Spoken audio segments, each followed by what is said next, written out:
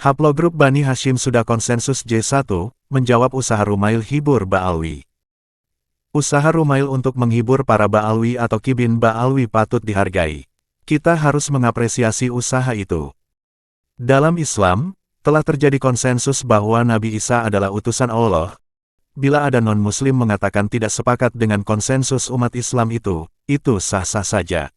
Begitu pula tentang haplogrup Bani Hashim. Para peneliti DNA Bani Hashim di Timur Tengah telah sepakat bahwa haplogrup Bani Hashim itu J1. Itu clear.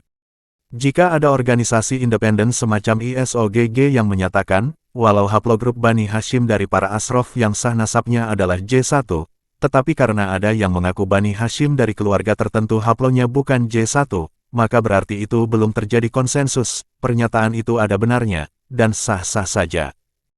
Kenapa ISOGG menyatakan belum terjadi konsensus?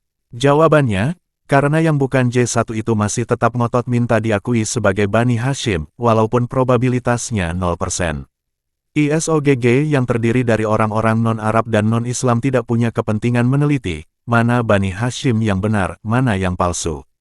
Yang ISOGG lihat adalah bahwa para pengaku sebagai Bani Hashim yang terkenal seperti keluarga kerajaan Yordan, keluarga Qatadah, keluarga Sulaimaniyah, keluarga Al-Aroj, keluarga Al-Ja'afiro, keluarga Al-Kondil, dan keluarga yang terkenal kesahihan nasabnya selama ribuan tahun, telah keluar hasil tes DNA-nya dengan haplogrup J1.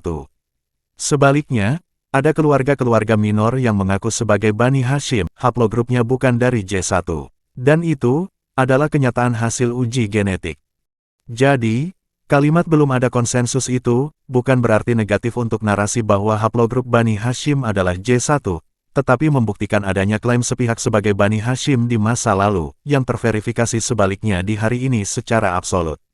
Jika yang berhaplogrup G dan selain J1 lainnya sudah mengakui bahwa mereka bukan Bani Hashim, baru itu namanya sudah konsensus. Pertanyaannya, apakah mereka akan mau mengakui itu? Kenyataannya, sampai sekarang mereka masih ngotot tidak mau mengakui, bahkan terus membangun narasi sebaliknya. Maka terpaksa, ISOGG mengatakan, belum terjadi konsensus. Dan, perlu diperhatikan, terjadi konsensus atau tidak itu tidak penting, Ba'alwi mau menerima atau tidak, itu juga tidak penting, Rumail mau menerima atau tidak, itu juga tidak penting. Kesimpulan ilmiah tidak ada urusan dengan persetujuan siapapun, ia akan terus berjalan sesuai fakta dan data, dan orang yang berakal tentu bisa membedakan mana yang benar dan mana yang salah, terlepas dari persetujuan dari orang yang berkepentingan. Setelah melakukan diagnosa medis, seorang dokter harus mengatakan bahwa pasien ini mengidap penyakit kanker, dan ia harus segera dioperasi. Lalu kenapa ia belum menjalankan operasi itu? Jawabannya, karena belum terjadi konsensus dengan pasien. Pasien masih ngotot bahwa ia hanya mengidap flu. Vonis dokter bahwa ia mengidap kanker, harus tetap menjadi kesimpulan, walau tidak ada konsensus dengan pasien itu. Itulah yang terjadi dengan pernyataan ISOGG, belum ada konsensus. Buktinya, sebelum mengatakan belum ada konsensus, ISOGG membuat bagan DNA Nabi Muhammad SAW dengan teks berikut ini, Muhammad J1P58L147, 1L858L859. Setelah menulis dalam sebuah bagan kalimat seperti itu, baru ISOGG mengatakan, Men claiming Hashemite ancestry belong also to other haplogroups in J or other major haplogroups, so there is no consensus. Artinya, pria yang mengklaim keturunan Bani Hashim juga termasuk dalam haplogrup lain di J atau haplogrup utama lainnya, sehingga tidak ada konsensus. Tuh, perhatikan, kenapa belum ada konsensus? Karena ada yang mengaku keturunan Bani Hashim tetapi haplogrupnya bukan J1.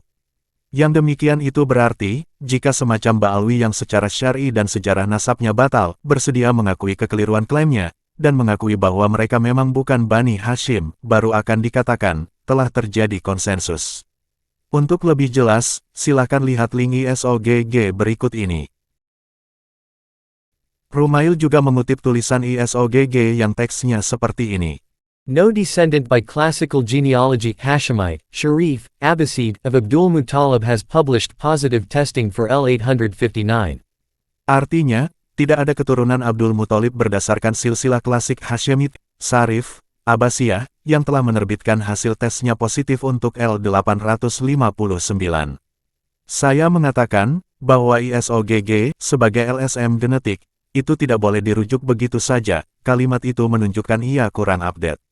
ISOGG itu hanya sebuah LSM yang konsen terhadap genetik.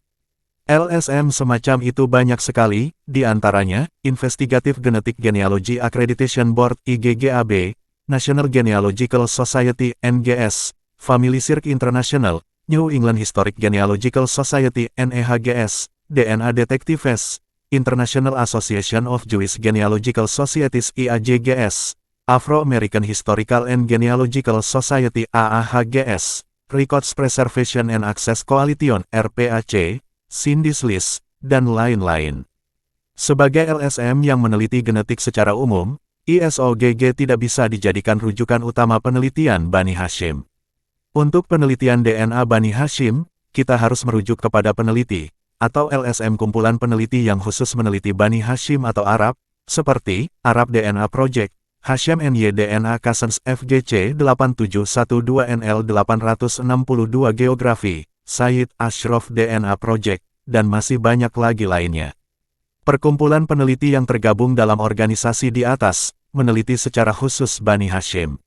Arab DNA Project, Said Ashraf DNA Project, dan Hashem NY DNA Cousins FGC 8712NL 862 Geografi itu, sama dengan ISOGG, kumpulan peneliti independen yang tergabung dalam suatu perkumpulan. Bedanya, jika ISOGG meneliti semua variabel genetik, termasuk silsilah orang-orang terkenal semacam Nabi Muhammad SAW, Genghis Khan, Ramses, Yahudi, dan lain-lain, maka Arab DNA Project, Said Ashraf DNA Project, dan Hashem NY DNA Cousins FGC 8712NL 862 Geografi, khusus meneliti DNA Arab dan Bani Hashim. Yang perlu Rumail ketahui, kumpulan para peneliti genetik Bani Hashim dalam organisasi-organisasi di atas telah menetapkan bahwa J1 adalah haplogrup keturunan Bani Hashim. Jika Rumail ingin mengetahuinya, klik tautan berikut ini.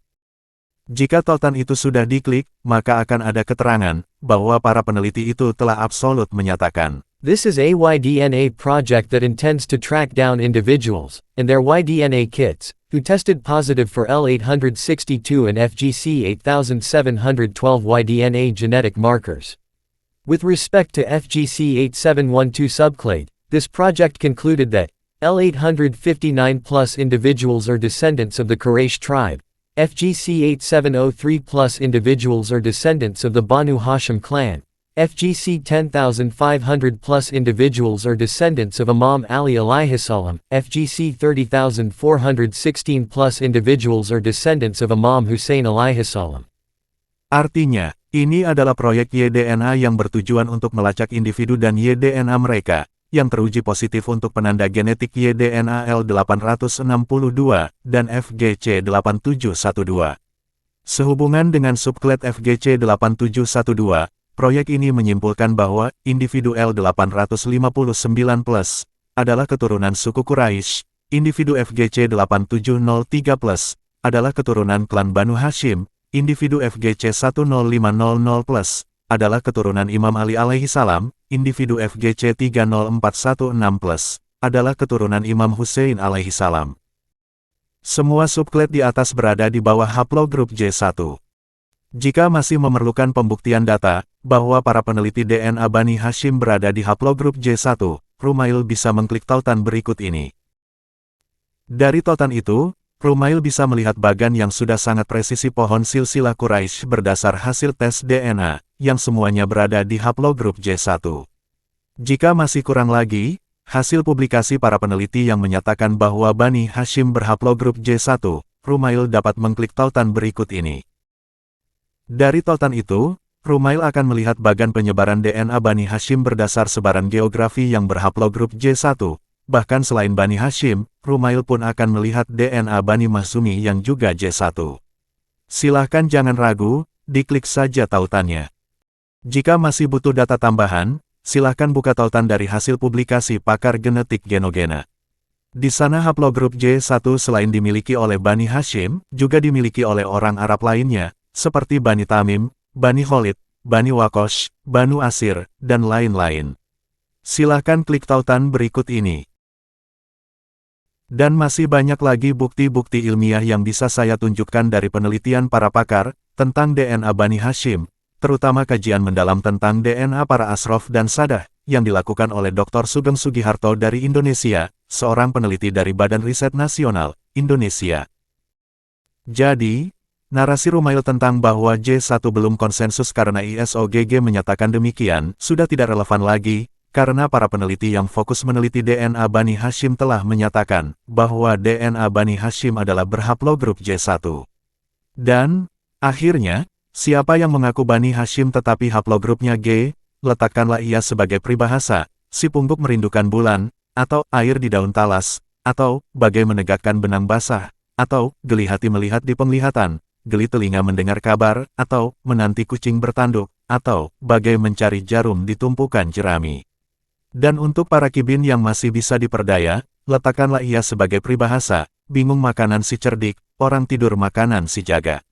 Dan untuk marga Al-Idrisi di Maroko, tentu ada Al-Idrisi yang sahih keturunan Nabi Muhammad Shallallahu Alaihi Wasallam, haplogrup mereka J1. Ada sekitar 59 orang dari marga Al-Idrisi, yang terverifikasi berhaplogrup J1. Sisanya, terbagi dalam haplogrup yang berbeda-beda. Jika memerlukan data, silahkan buka tautan berikut ini, tentang 59 orang marga Al-Idrisi yang terverifikasi positif berhaplogrup J1. Pertanyaannya, kenapa klan Al-Idrisi banyak yang terverifikasi negatif, atau bukan J1? Jawabannya, hal itu sesuai dengan data kesejarahan mereka, di mana kekuasaan politik mereka sudah berakhir tahun 363 Hijriah, lalu setelah 1000 tahun, tahun 1908 Masehi, muncul di Hijaz, orang yang bernama Muhammad bin Ali Al-Idrisi, yang mengaku sebagai keturunan Al-Idrisi di Maroko, dengan dukungan Inggris, ia mendirikan keemiran Al-Idrisi. Nasabnya tidak bisa diverifikasi kitab nasab, karena sudah 1000 tahun lalu silsilah nasab itu tidak bisa terkontrol para ahli nasab kontemporer, karena sudah tidak mempunyai kekuasaan politik selama 1000 tahun. Keemiran Al-Idrisi di Hijaz ini tidak berumur panjang, ia hancur tahun 1930 Masehi. Dari semua itu, klan Al-Idrisi tidak bisa menjadi neraca bagi klan lainnya. Sebaliknya, karena kelemahan nasabnya, individu-individu klan Al-Idrisi harus menyesuaikan hasil tes DNA mereka, dengan klan yang sahih nasabnya secara syara dan sejarah, seperti Bani Qatadah, Sulaimaniyah, Al-Araj, Al-Qanadil, Al-Ja'afirah, dan lain-lain. Jika ada Al-Idrisi yang berhaplogrup J1 berarti sahih, sedangkan yang berhaplogrup selain J1, mungkin saja ia keturunan Nabi Muhammad Shallallahu Alaihi Wasallam dari jalur ibu. Sekian. Penulis, Kiai Haji Imaduddin Utsman Al-Bantani.